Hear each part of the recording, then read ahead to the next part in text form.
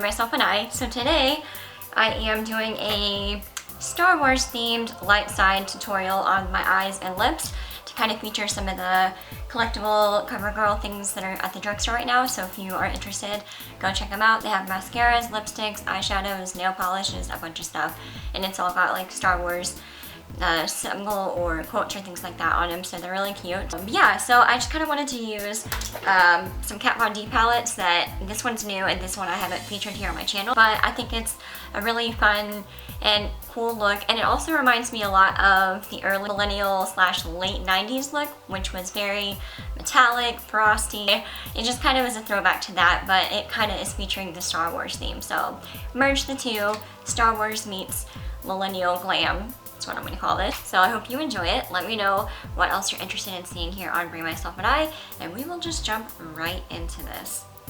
So I've already done my full face, minus my eyes and lips, and then I added a ton of highlight. I got really carried away with it, but I wanted that kind of like almost mechanical, frosty look. So we're going to go in. I did already prime my eyes with the concealer, so they're all set, and I've already done my brows, so we're just ready to go. So I'm going to start out with the Kat Von D Interstellar palette. It's a gorgeous palette. Pigmentation's incredible. Oh my gosh. I'm going to start out with these two shades right here, Vast and Killing Moon. I'm not going to get these names right, I can already tell you that right now. Then take a tapered blending brush, and I'm going to dab into those two. And I'm actually going to add a little bit of this over here. I'm going to add a little bit more of a toned down matte shade, just to kind of, so we don't have too much darkness, because this is going to be our all over the lid color.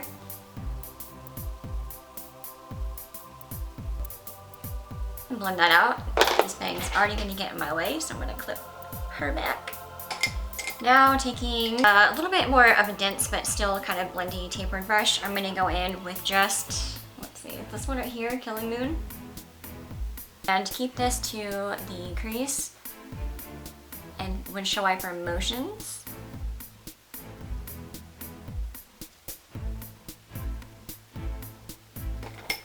So that's what we've got so far. Now I'm going to go in with a little bit more of an even smaller, denser brush. But I'm going to put a little bit of that and then mix it with this brown. Or any kind of mid to darker tone brown. And you want to keep that towards the tip of your brush so that you can be extremely precise with it. And this one, I'm going to look straight into my mirror, but you'll see, you want to look straight into the mirror and literally like carve out where your crease starts, and then we'll blend that out. So take it to the tip like that, precisely look into your mirror. It's like a trust game with yourself. And then blend that in windshield wiper motions. You want to keep this closer to the crease, and you don't want to take it up too high. But you want to blend it out so there's no harsh lines. And before I go and make a mess of this, I'm going to add a little bit of setting powder to the bottom of my eyes. So I'm going to take some setting powder and just any kind of brush that's tapered and just pack that on right here. It's going to look real weird, so bear with me. But this is a good tip if you've already done your face and you want to go in with some eyeshadows, but you don't want to worry about getting raccoon eyes. That way when the pigment falls, it doesn't really hit your skin, it'll hit the shadow, and then when you sweep the shadow away, it'll get rid of a lot of it. So then taking our regular brush with the initial shades that we started with and just kind of blend that out all over. It's better to go in with a little bit of darker shadow and build up than it is to go in with too much and then try to get rid of it. Now, I'm gonna take this dark purple shade here in 3 AM. And we're going to go in with this Sigma E55. And this one we're going to keep right to the crease. We're almost going to do like a purple and light purple cut crease type of look. So carve it in the crease.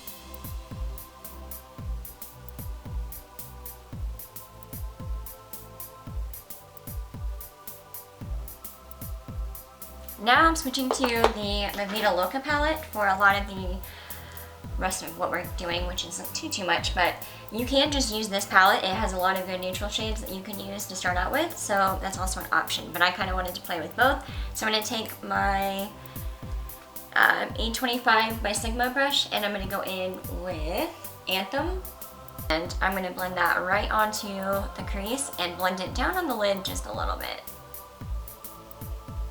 There we go. Very pigmented eyeshadows in the Vida Loca palette. Now that purple is really standing out. Now taking this Interstellar color in Orion and taking another flat type of brush. This is the MAC 242. Pack on that pigment onto a flat brush, and then you're going to want to kind of stroke downwards onto the lid. And blend that out and windshield wiper motions into the... So now I'm going to go in with this ColourPop shadow in Cowboy. It's a beautiful matte. So I'm going to take these precision brushes by Sigma. The P82, I'm going to go in. It's a very dense synthetic brush. And dip it in here. Now that we have a little bit of pigment, I'm going to just kind of dab that onto the lid and to the inner corner. And this will really amp up our look. If you get out of bounds, we can touch that up in a minute. But basically you want to keep it just like that, so you kind of have that halo eyes. It's okay if it's messy and we look a little bit clownish, because that's kind of the point in this look. Over the top, dramatic. Now, taking Morphe E18, it's a pencil brush, it's kind of domed. I'm going to take the Shadow Muse in the Vida Loca palette, which is a lot like what we used on the lid as a base color, but it's a little bit more a matte shade, which is what I want. The other one's got a little bit of shimmer to it. And I'm going to use this to help blend out any harsh edges and kind of contain that cowboy shade to the lid. Bam. Alright, so now that we've got that set up, going to take this Precision Shader Lid E56 brush by Sigma. Reminds me a lot of the MAC 242, but smaller, so it's great for under the eye. I'm gonna take a pencil brush as well. The Mystique character had purple and green, and they kind of did the opposite of what I'm doing, but I liked this way better, just on me, and it's my interpretation. So taking the flatter brush, I'm gonna take Vinyl, which is this very bright lime green satin matte type of color. You want to take this on the inner corner of your lower lash line.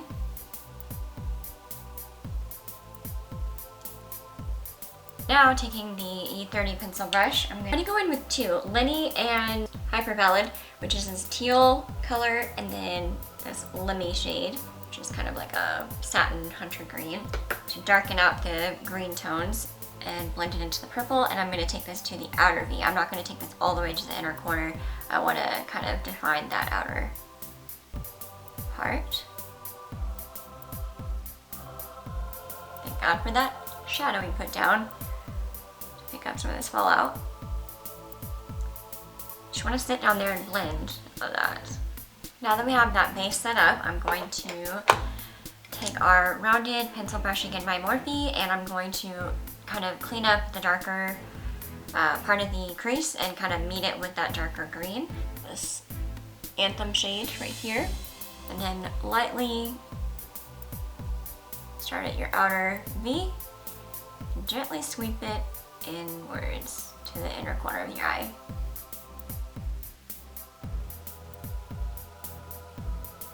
You don't want to go too high or too low with that. And then that connects the dark green with the dark purple together.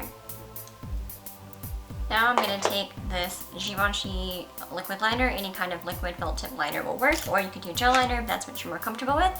And we're going to do a little bit of the wing and lash line.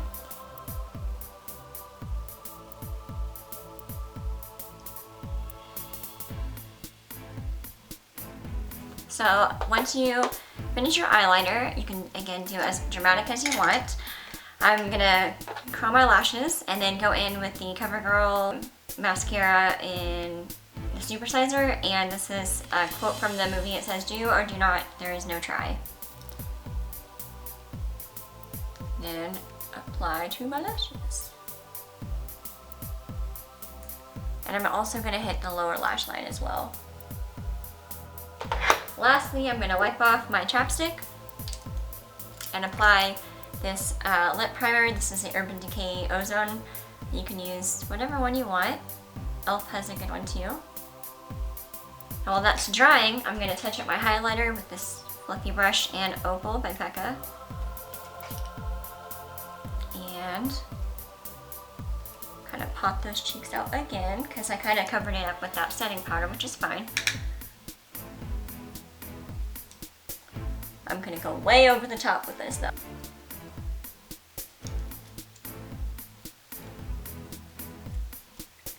Oh yeah. More is more, less is bore. It's my motto with highlight. Now that our highlight is back to its alien effect, I'm gonna take the Covergirl lipsticks in number 10 and number 20. One's silver and one's purple. I'm gonna start with the silver as the base, and then I'll go in with the purple. It's giving me like the millennial feels hard. So you could leave it at that if that's what you like. And then I'm gonna go over that with number 20. This gorgeous icy lilac color.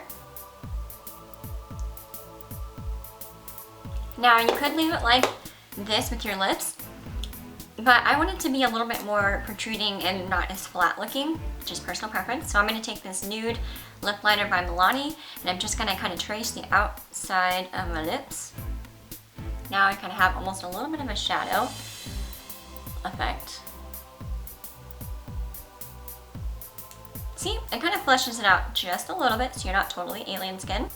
Some finishing touches you can do is add any kind of white, shimmery, or highlight color to the inner corners of the eye.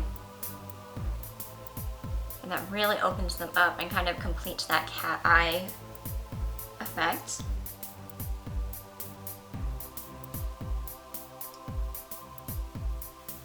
And you can also take something like a flat brush like that and take that same shimmery shadow, and you want to hit the brow bone right in the arch.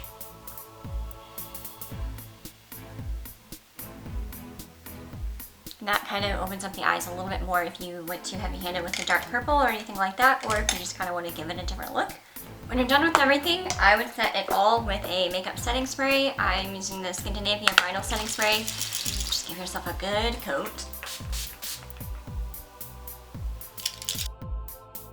And that'll help your Star Wars makeup last all day long.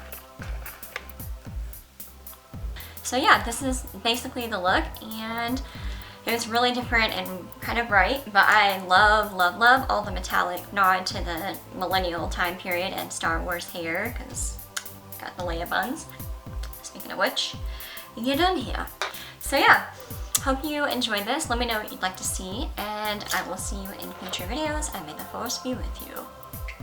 P.S. I know that that's not Star Wars and Star Trek, but I like to do that to drive all the fans crazy, because there's gonna be someone be like, that's not Star Wars! I don't care! It's just fun.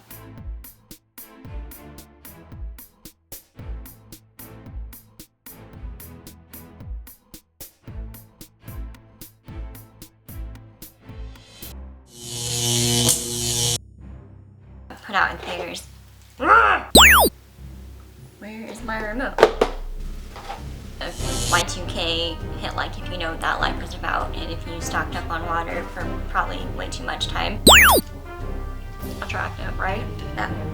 Pack it up like you're moving. Crazy kind of transition. I cannot talk today. Okay.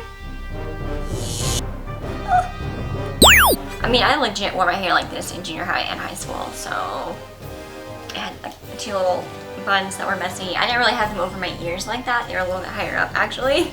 Kind of like Spice Girl status, but yeah.